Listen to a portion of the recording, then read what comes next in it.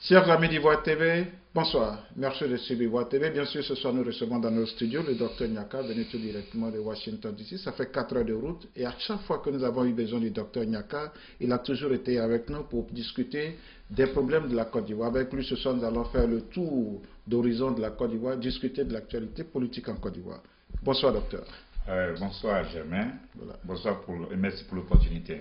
Voilà. Merci d'être avec nous. Docteur, hors micro, voilà, toute l'équipe d'Ivoire TV vous taquinait. On va parler un peu de votre tenue. Expliquez, donnez-nous un peu la description de votre tenue. Vous avez parlé de Kwame Nkrumah. On vous sait très enfant de Kwame Nkrumah. Dites-nous un peu la tenue. Ouais, je ne m'attendais pas à cette question. Bon, en fait, c'était une tenue que les pères fondateurs de l'Afrique ont porté. On sait aussi que Mao Zedong avait cette tenue, après Julius Nyerere, Kwame Nkrumah, et Oufo même avait aussi un peu cette tenue. Et puis même Mobutu après, je crois qu'on appelle ça tenue abakos. Voilà, donc voilà un peu, bon, il fallait être un peu différent. Donc on a décidé de s'habiller ainsi, de temps en temps. Alors docteur, je crois c'est juste une confidence, il y a un membre de la direction d'Ivoire TV qui veut que cette tenue reste ici à New York et que vous repartiez bien sûr à Washington. On va vous trouver un tricot tout à l'heure. Il n'y a pas de problème, merci. Voilà. Avec plaisir. Oui, docteur, on va passer aux choses sérieuses. Le 7 août dernier, le président de la République, son Excellence Alassane Ouattara, disait, et il a annoncé qu'il va amnistier tous les prisonniers. Il a libéré 800 prisonniers, il a joint l'acte à la parole, dont la première dame, l'ex-première dame, Mme Simone Gbagbo. Jusque-là, nous n'avons pas encore eu le temps de discuter de tous ces sujets. Avec vous, nous allons avoir votre point de vue. Aujourd'hui, la libération de Mme Simone Gbagbo, est-ce que véritablement c'est un piège? Parce qu'au sein même du groupe parlementaire, du groupe politique du président Alassane Ouattara, des voix se sont élevées pour dénoncer cette libération de l'ex-première dame. Et juste après sa libération, la CPI a dit qu'il faut qu'on lui livre Madame l'ex-première dame. Alors, faites-nous un peu votre analyse sur ce point. Merci beaucoup pour cette question qui est profonde. Bon, l'acte que M. Alassane Ouattara a posé est un acte qui est important dans l'histoire de notre pays, l'histoire récente, mais en même temps, c'est un acte qui est venu un peu trop tard. Et puis, c'est mais trop... comme on a l'habitude de dire, mieux vaut tard que jamais. Oui, mais en anglais aussi, on dit too late, too little. C'est ce que aussi on dit en anglais. C'est-à-dire que ce que le président Ouattara a fait, s'il avait fait de son propre chef, il y a 3 ans ou bien 2 ans après son arrivée au pouvoir, la portée de son acte allait être beaucoup plus importante. Donc vous êtes en train de me dire que le président Alassane Ouattara a été forcé? Non, bien sûr, il y a la réalité, c'est ça. Ça fait 7 ans qu'il est au pouvoir. Quand on parlait de cela, il y en a qui estimaient que soit peut-être parce qu'on voulait faire la part belle à Gbagbo Laurent ou au camp de Gbagbo. Non, quand 2 camps s'affrontent et qu'on prend Gbagbo qui était à la CPI et qu'on prend Blé Goudé qui était à la CPI et qu'on prend Madame Gbagbo qui est restée en prison au nord de la Côte d'Ivoire où Gbagbo lui-même avait séjourné à Korogo et que des centaines de partisans de Gbagbo Laurent sont en prison et que des milliers se retrouvent en exil et que des gens meurent, que leurs comptes sont gelés, et que leur argent, c'est-à-dire que leurs économies sont récupérées, et que leurs voitures, leurs champs ou tous leurs biens sont pris pendant plus de 7 ans, et que de l'autre côté, M. Alassane Ouattara était incapable de poursuivre ne serait-ce qu'un seul individu de son camp.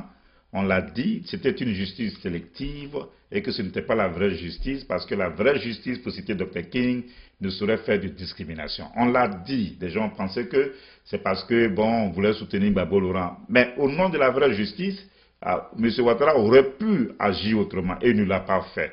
Il a décidé de faire une certaine forme de prosecution, comme on dit en anglais. Il a décidé de persécuter des gens et il a pensé qu'il fallait se venger et c'est ainsi qu'il pouvait asseoir son pouvoir. Et je vous l'ai dit ici à l'équipe d'Ivoire TV que ce qu'il fait là, ce n'est pas en Côte d'Ivoire que ça allait marcher. Et parce que la Côte d'Ivoire est une nation qui est attachée à la liberté et pour plusieurs raisons. Donc on était convaincu que ce qu'il faisait n'était pas durable.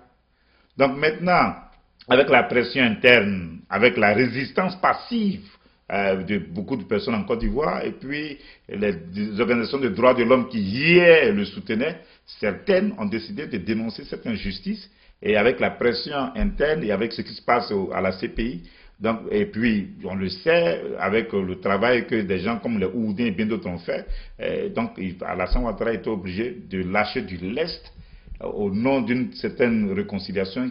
Ben, je ne sais pas, depuis qu'il a libéré les prisonniers, il n'a pas encore posé d'acte qui puisse venir après dans le sens d'une véritable réconciliation. Donc voilà un peu, on est content qu'elle soit libérée, elle est restée trop longtemps en prison, elle aurait pu ne pas passer ce temps en prison, ainsi que les autres prisonniers, mais je doute fort que M. Alassane Ouattara soit suffisamment équipé pour pouvoir jeter les bases d'une véritable réconciliation. Alors, docteur, comme on le dit en anglais, tout à l'heure vous avez commencé en anglais, on va aller en anglais.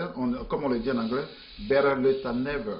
Est-ce que ce n'était pas le moment opportun, maintenant que l'ex-première dame soit libérée, pour, vous l'avez dit tout à l'heure, bien sûr, pour la réconciliation d'une Côte d'Ivoire indivisible et d'une Côte d'Ivoire qui est une. Est-ce que ce n'est pas un processus aussi pour espérer demain que le président Laurent Gbagbo, on en parlait tout à l'heure, on va parler du procès du président Laurent Gbagbo. Est-ce que ce n'est pas le processus qui est déjà entamé pour une éventuelle libération du président Laurent Gbagbo? Oui, en fait, on va parler du président Gbagbo. Non, on reste sur le président de Simon Gbagbo. On va rester un peu sur le cas du président Alassane Ouattara. C'est-à-dire que quand on sait qu'on le sait, nous avons les éléments, tout le monde, que M. Alassane Ouattara était forcé de lâcher du lest.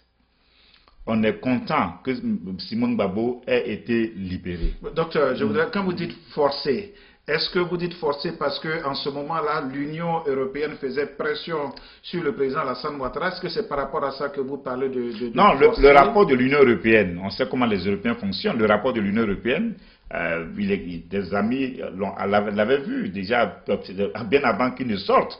Et ce sont les diplomates européens, par compte tenu du fait que M. Ouattara n'était pas en train de les écouter, c'est eux qui ont fait ils ont fait une certaine fuite de l'information. Et c'est ça qui a contribué à mettre la pression sur le régime de Ouattara. Et il a compris le signe, un des signes supplémentaires par rapport à ce que les gens voulaient qu'il fasse. C'est ainsi qu'il a décidé de les libérer. Donc voilà la réalité. On le savait que les prisonniers allaient être libérés d'un moment à l'autre, d'une façon ou d'une autre. Et M. Ouattara, comme je l'ai dit, c'est vrai, better late than never, mais it is too late and then too little. C'est ça la réalité. Maintenant qu'il a libéré les prisonniers, quand tu es chef de l'État et que tu veux vraiment amener tout le monde autour d'une table de négociation, on l'a vu avec Houphouët-Boigny. C'était les conseils nationaux qu'Houphouët-Boigny organisait. Même si Houphouët-Boigny voulait continuer son régime ou bien sa façon de voir le monde, mais il y avait des moments où il y avait des espaces où les Ivoiriens se rencontraient, les gens discutaient. Et je me souviens, en 1988 ou en 88-89, il a organisé un conseil national, avant même que M. Alassane Ouattara ne devienne Premier ministre, était Marcel et puis bien d'autres, qui dirigeaient le CNRS, avaient été à ce conseil national pour s'exprimer sur les problèmes du pays. Donc voilà un peu ce que, ça fait partie de la tradition, d'une tradition en Côte d'Ivoire. Nous n'avons pas vu ça avec le régime d'Alassane Ouattara depuis qu'il est au pouvoir. Maintenant qu'il est libéré, c'est vrai, on honore Dieu, c'est important dans la vie de toute personne de pouvoir faire un pèlerinage religieux, qu'il soit chrétien, hindou, musulman ou bien de bouddhiste. Mais quand tu libères des prisonniers et que ton prochain move, c'est de te retrouver à la Mecque, et que tu passes des semaines et que tu reviens, que tu te retrouves en Chine, et que tu ne parles pas de la nécessité d'engager un dialogue avec les gens qui sont en prison, qui ont été en prison, ou bien avec toutes les couches, toutes les forces vives d'une nation, donc on se pose des questions sur la sincérité de ton acte. Docteur Nyaka, sur le plan juridique, on a l'habitude de dire que le président de la République jouit d'un pouvoir discrétionnaire et autoritaire. Et aussi, il délègue ce pouvoir. Est-ce que le président est obligé maintenant d'engager ce pouvoir? Pourquoi est-ce qu'il ne déléguerait pas des personnes pour déjà entreprendre des premières démarches afin d'arriver à ce dont vous parlez maintenant? Moi, je ne sais pas si je ne suis pas au courant des instructions que M. Ouattara aurait données au vice-président Duncan ou au premier ministre Amadou Gon Coulibaly. Je ne suis pas au courant de cela. Ou bien à chacun de ces ministres? Non. L'histoire est trop importante. C'est comme hier, quand Gbagbo était arrivé au pouvoir, et qu'il a lancé son forum de réconciliation, a fait le forum de vérité de réconciliation. Bon, Je l'avais déjà dit dans le temps que c'était un forum qui avait été, je n'étais pas le seul, mais qui était mal organisé. C'est-à-dire, dans la mesure où, quand les gens se sont rencontrés, tout le monde était victime et il n'y avait pas de bourreau.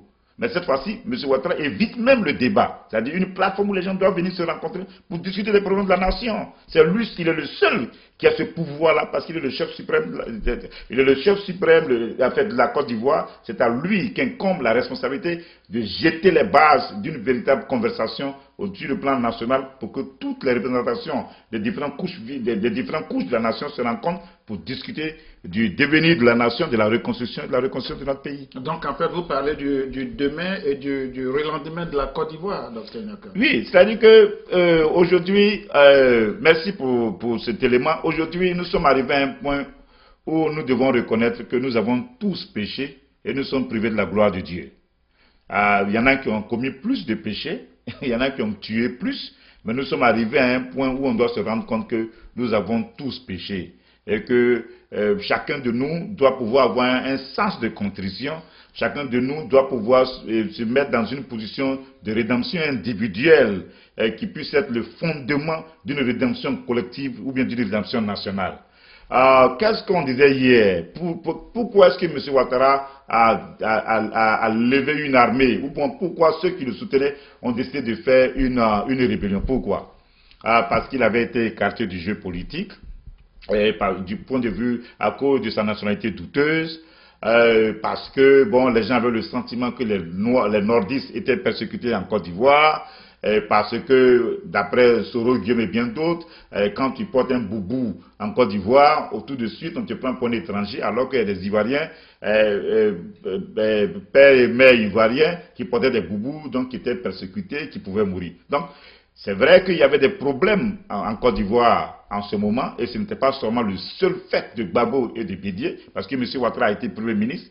Quand il était Premier ministre, quand il y avait une association des musulmans qui devait être créée à Bobo, ils ont été bombardés à l'intérieur de la mosquée. Donc bref, l'État de Côte d'Ivoire a failli à ce niveau, mais les partisans de M. Ouattara ont utilisé cela, et donc ils ont trouvé qu'ils étaient justifiés de lancer une rébellion pour déloger Gbagbo ou bien pour prendre le pouvoir. Donc j'arrive. Dans le cas échéant, ce que vous avez dit, est-ce que ce n'est pas caduc, est-ce que ce n'est pas dépassé? Non, justement, c'est ce que je vais dire. C'était leur discours.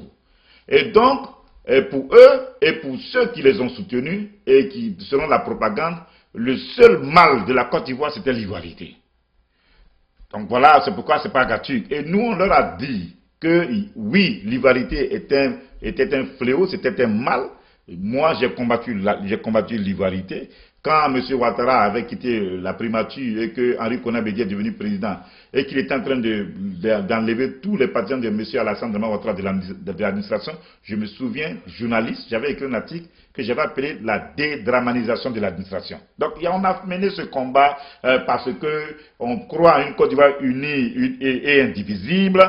Mais la réalité, c'est que pendant que l'ivoirité émergeait sur la scène politique, conçue par les partisans et les turiféraires du président Bédié, et puis ça a certainement continué en tant que comme débat national ou bien attitude par rapport à un certain nombre de personnes dans l'administration de Côte d'Ivoire sous Gbagbo. La réalité, c'est que avec Alassane Dramane Ouattara, il y a eu l'émergence, la consolidation d'une autre idéologie, qui est l'idéologie nordiste.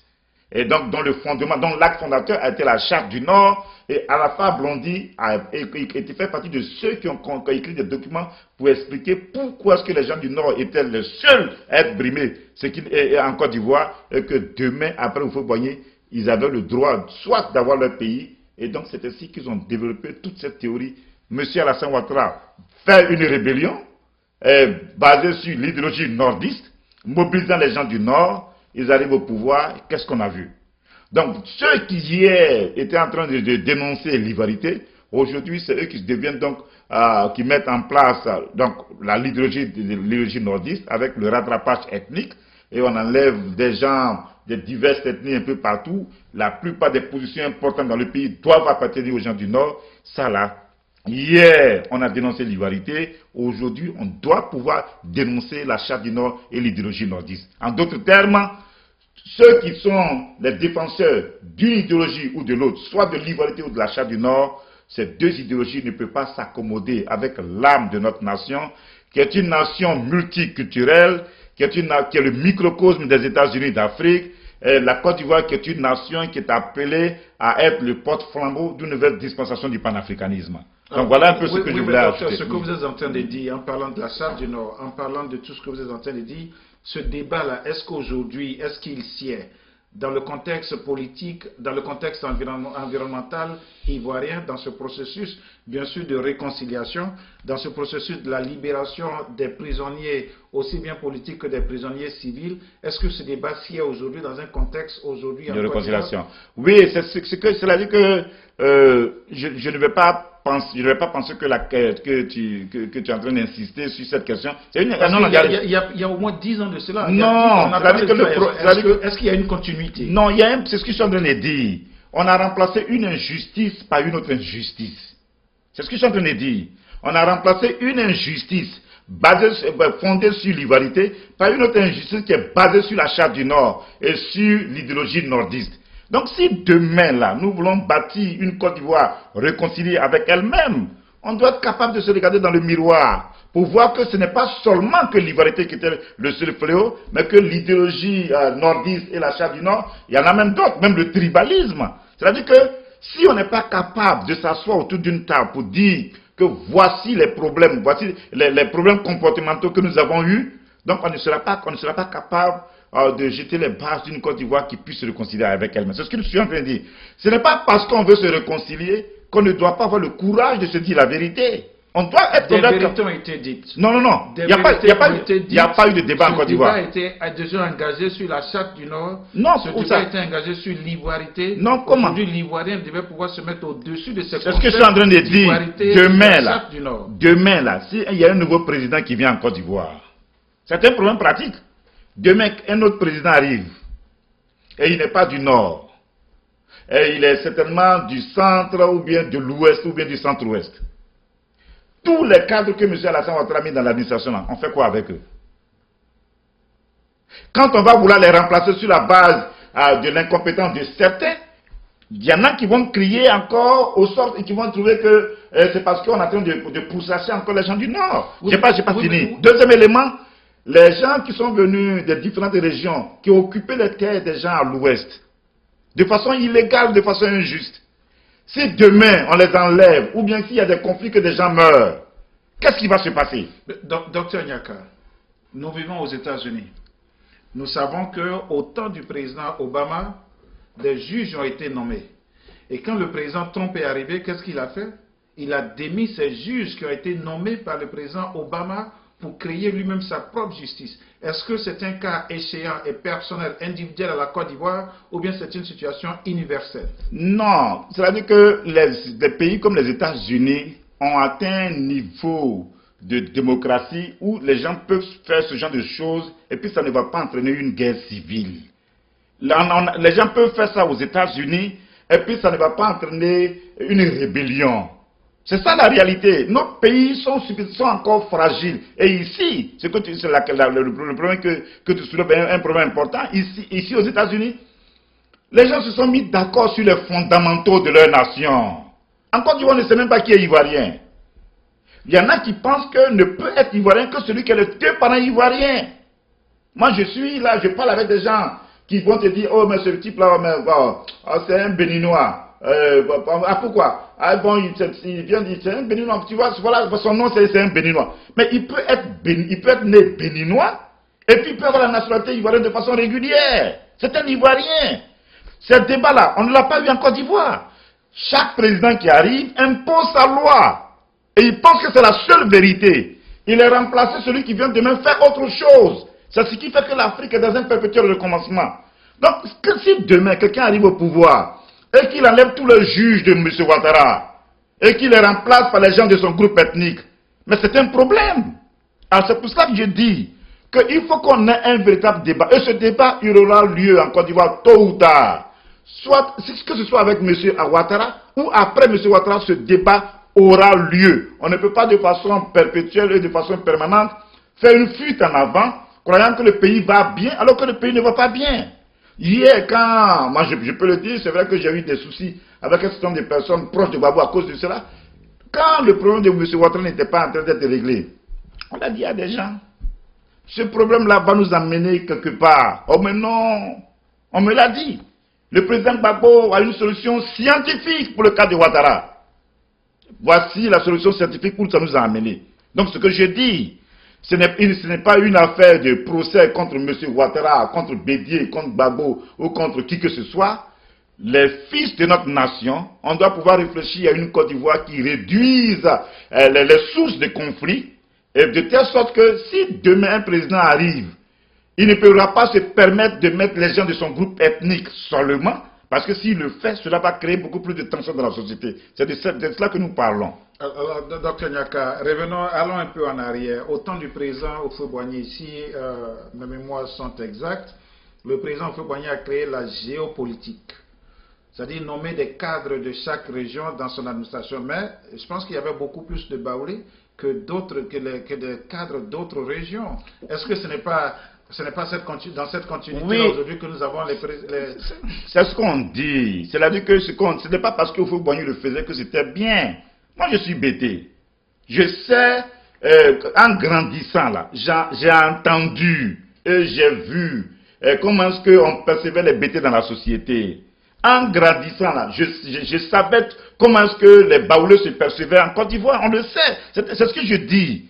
Houphouët-Boigny l'a fait. Il a, d'une certaine façon, même s'il y avait une certaine forme d'unité nationale qu'il cherchait à bâtir, mais une véritable unité nationale n'a pas été forcément bâtie sous Houphouët. Il y avait une bonne dose de tribalisme. Ce tribalisme était basé sur l'alliance entre le Nord et le Centre. C'était les deux grands groupes ethniques là, qui dirigeaient la Côte d'Ivoire. Et dans la tête de beaucoup de cas du RDR, ils veulent reconstituer cette alliance qui existait entre le Centre et le Nord, mais cette fois-ci, en renversant la pyramide ou quoi, ben, cette fois-ci, ce sera les gens du Nord qui vont être au-dessus, avec les Akans qui vont être en dessous. C'est ce qui est en train de se passer. Et je dis que, et M. Ouattara plusieurs fois a fait des déclarations, il a dit que Bédié et moi, nous sommes, notre coalition représente plus de 70%, parce qu'il a fait une addition arithmétique, selon laquelle, quand on prend les Akans et qu'on prend les gens du Nord, on les met ensemble, ça fait 70%, donc il a le droit de faire ce qu'il fait. Et je dis non.